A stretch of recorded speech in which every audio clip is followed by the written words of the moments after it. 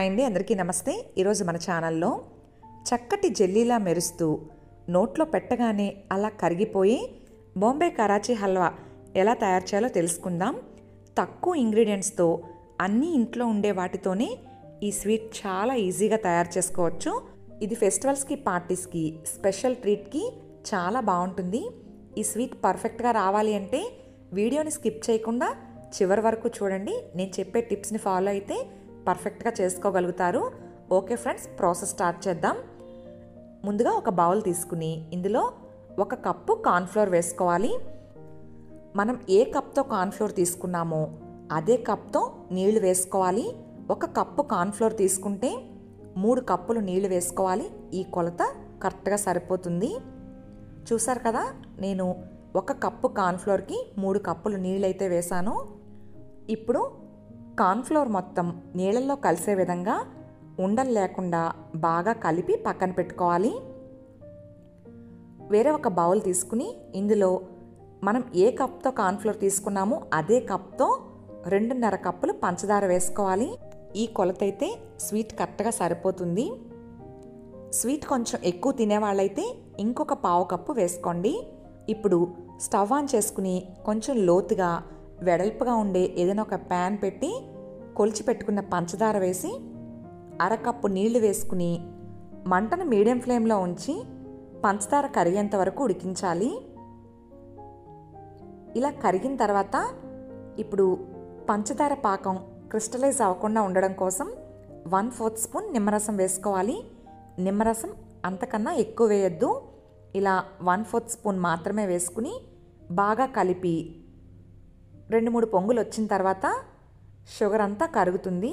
Friends చూడండి, ఇలా కరిగిన తర్వాత ఇప్పుడు ముందుగా మనం కలిపి పెట్టుకున్న కార్న్ఫ్లోర్ మిశ్రమాన్ని ఇంకొకసారి బాగా కలిపి అప్పుడు ఈ పంచదార పాకంలో వేసుకోవాలి.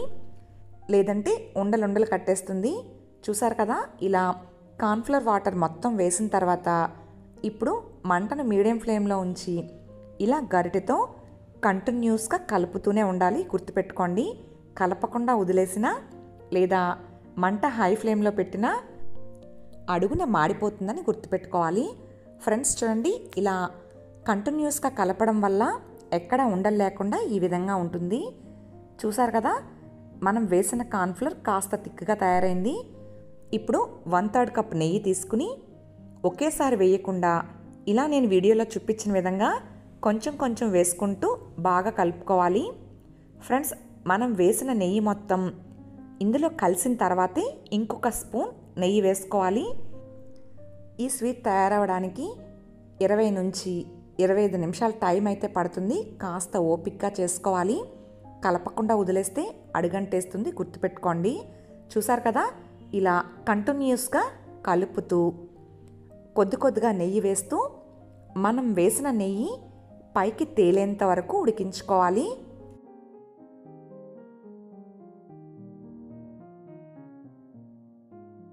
ఎక్కడ ఆపకుండా ఇలా కంటిన్యూస్గా కలుపుతూనే ఉండాలి. అలాగే మధ్య మధ్యలో కొద్దిగా నెయ్యి వేస్తూ కలుపుకోవాలి. ఫ్రెండ్స్, ఇప్పుడు మనకు నచ్చిన డ్రై ఫ్రూట్స్ వేసుకుని కలుపుకోవాలి. నేనైతే 2 టేబుల్ స్పూన్లు ఉండేలా మిలాన్ సీడ్స్ వేస్తున్నాను. అలాగే 1/4 కప్ సన్నగా కట్ చేసిన జీడిపప్పు ముక్కలు వేసుకుంటున్నాను. మీకు నచ్చిన డ్రై ఫ్రూట్స్ ఏమైనా వేసుకోవచ్చు.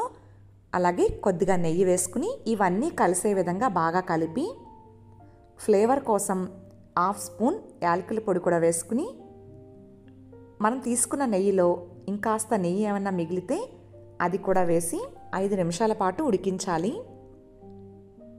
5 నిమిషాలు అయ్యేసరికి ఇది కాస్త జెల్లీలా తయారవుతుంది.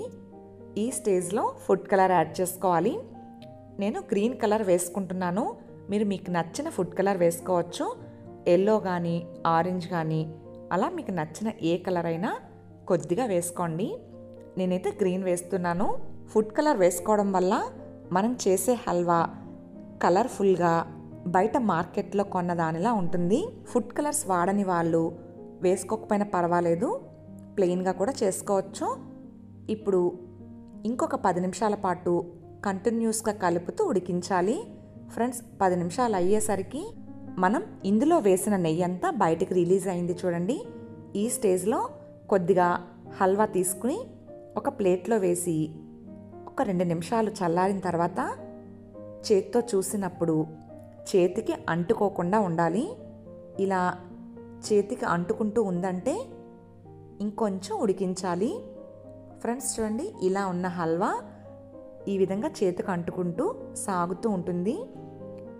ఇప్పుడు ఇంకొక 5 నిమిషాల పాటు ఉడికిస్తే ఇది మరి కాస్త గట్టిగా తయారవుతుంది. అంటే బయట మనం బజార్లో కొన్నప్పుడు హల్వా ఎలా ఉంటుందో అలా ఉంటుంది, లేదంటే చేతికి అంటుకుపోతుంది.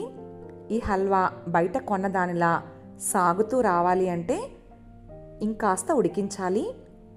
సాఫ్ట్గా కావాలి అనుకుంటే ఈ స్టేజ్లో ఉన్నప్పుడే స్టవ్ ఆఫ్ చేసుకోవచ్చు. ఫ్రెండ్స్ చూడండి, ఇదైతే రెడీ అయిపోయింది. నేనైతే స్టవ్ ఆఫ్ చేసేసి నెయ్యి రాసి పెట్టిన ప్లేట్లోకి కానీ లేదా ట్రేలోకి కానీ ట్రాన్స్ఫర్ చేసుకుని ఇప్పుడు పైన గార్నిషింగ్ కోసం మనకు నచ్చిన డ్రై ఫ్రూట్స్ వేసుకోవచ్చు. నేనైతే కొద్దిగా పిస్తా, మిలాన్ సీడ్స్ వేస్తున్నాను. మీరు మీకు నచ్చిన ఏ డ్రై ఫ్రూట్స్ అయినా వేసుకోండి. డ్రై ఫ్రూట్స్ వేసిన తర్వాత లైట్గా ప్రెస్ చేయాలి. అలా చేస్తే చక్కగా అతుక్కుపోతాయి, లేదంటే ఊడిపోతాయి. ఇలా ఒకసారి ఒత్తి పూర్తిగా చల్లారిన తర్వాత డీమౌల్డ్ చేసుకుని మనకి నచ్చిన షేప్లో కట్ చేసుకోవడమే.